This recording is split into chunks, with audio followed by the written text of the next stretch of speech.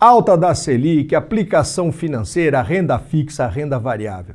De nada adianta discutir tudo isso se você não tiver uma quantia, uma sobra daquilo que você ganha para poder realizar essas aplicações, seja para uma contingência imprevista, seja para o futuro. E como fazer isso acontecer? Como fazer sobrar dinheiro daquilo que você ganha? É sobre isso que a gente vai falar hoje no Economês em bom português.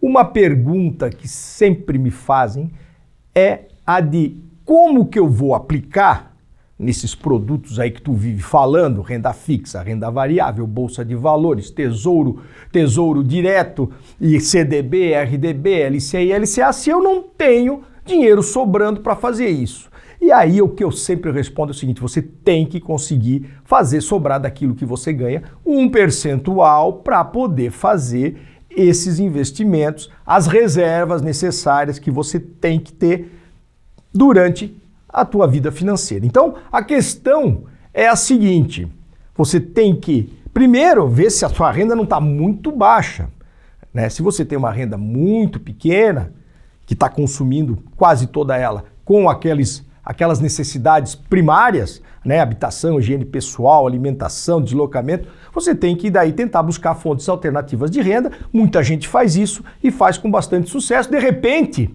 usando algo que você tem como hobby, como uma atividade que vai te trazer uma renda. Mas vamos lá, a questão toda é daquilo que você tem de rendimento, da tua renda, do que você recebe, fazer sobrar. Eu vou te dar algumas dicas aqui de como fazer sobrar dinheiro. Olha só, você tem o aluguel. Invariavelmente tem um aluguel. O aluguel é difícil de ser reduzido, mas se você conseguir negociar o valor lá com o senhorio, o dono do imóvel, ou mudar para um imóvel que tem um valor um pouco mais em conta, você pode até conseguir reduzir. Não é fácil, mas dá para tentar.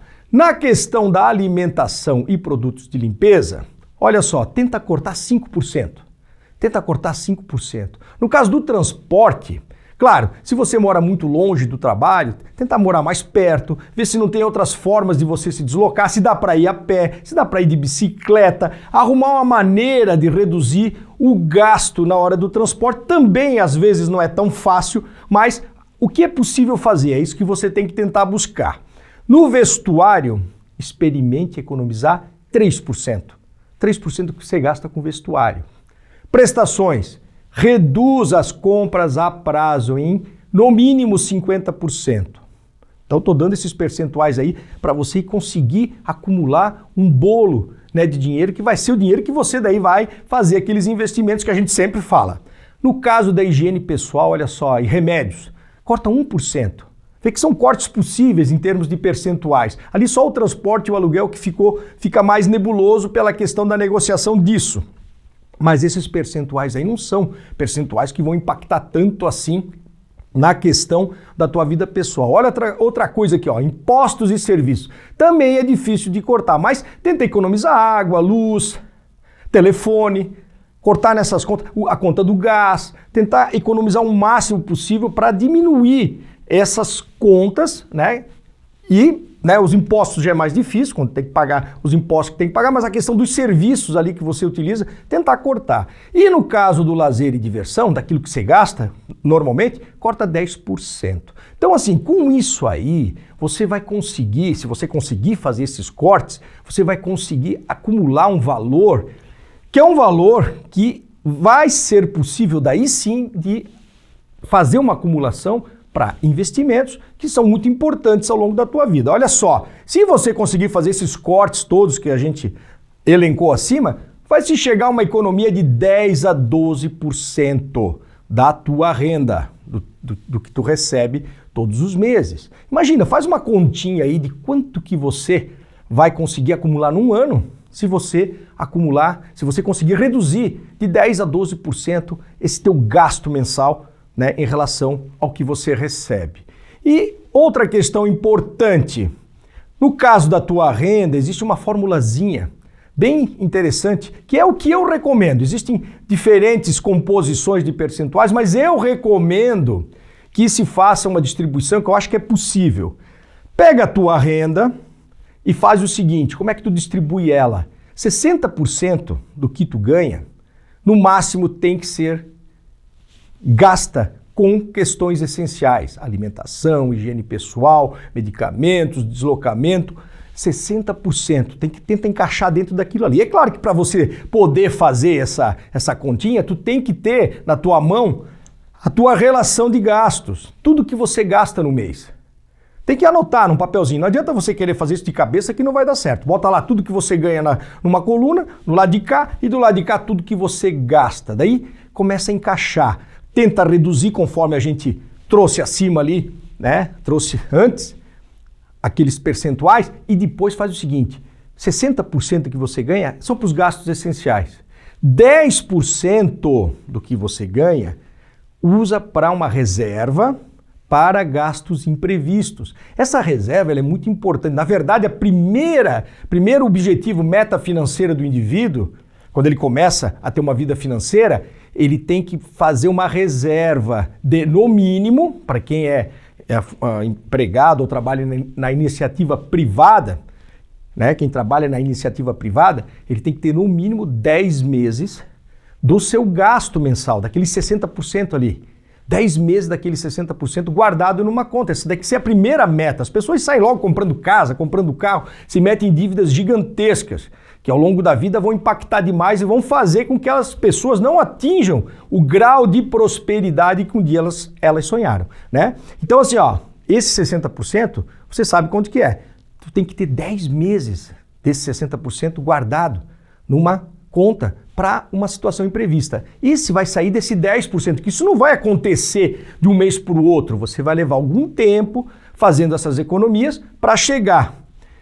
Aí, os outros 10% da tua renda, tu tens que botar numa continha que é uma reserva de longo prazo para a aposentadoria. Quanto antes você começar a fazer, melhor, né? Mais tempo você vai ter. E aí você começa a aplicar uma parte em renda fixa, uma parte em renda variável. A gente falou sobre isso aí no programa anterior até. E nos programas anteriores a gente comentou sobre aplicação em renda variável, renda fixa. A gente fez uma brincadeirinha lá de economizar R$1 por dia, mas daí você pega esse 10% e faz uma reserva de longo prazo. Outros 10% para quê?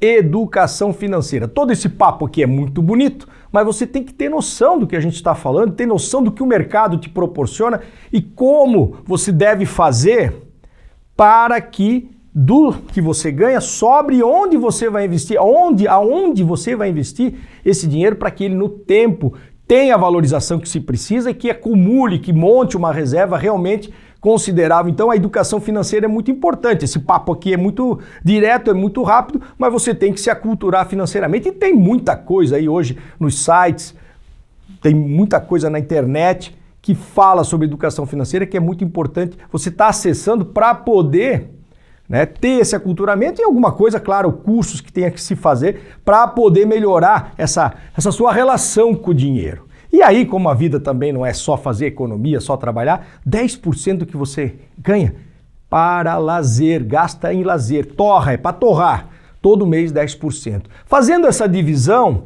você vai conseguir otimizar, aí sim, aquilo que você recebe, fazer as reservas necessárias e ainda vai poder, né, usufruir através do lazer. Mas a questão é o seguinte, primeiro, você vai começar com a renda que você tem. Você vai fazer as economias dentro daqueles percentuais sugeridos. Depois você vai distribuir essa renda dentro desses percentuais. E claro, a tendência, né, com o seu aculturamento financeiro e a busca, né, por fazer essas reservas e por aumentar a sua renda, que é isso que a gente deve tentar buscar condição de aumentar a renda, você vai poder fazer cada vez melhor disso aí e esse bolo vai aumentando e você vai poder usufruir também, claro, cada vez mais se esse 10% do lazer, por exemplo, ele tiver como base, né, o que você recebe de renda, um valor maior. Então fica a dica aí para você pensar como é que está a tua situação financeira hoje, como é que dá para melhorar ela e como você deve distribuir essa sua renda. Continue nos acompanhando, dê lá, não esqueça, né? Dê lá um joinha se você gostou do conteúdo ou um desjoinha se você não gostou. Não esqueça de se inscrever em nosso canal no YouTube e acompanhe, siga-nos em nossas redes no Instagram, Facebook, LinkedIn e Spotify. O Economês em Bom Português hoje fica por aqui, mas a gente conta com a sua audiência nos próximos episódios. Muito obrigado e até lá.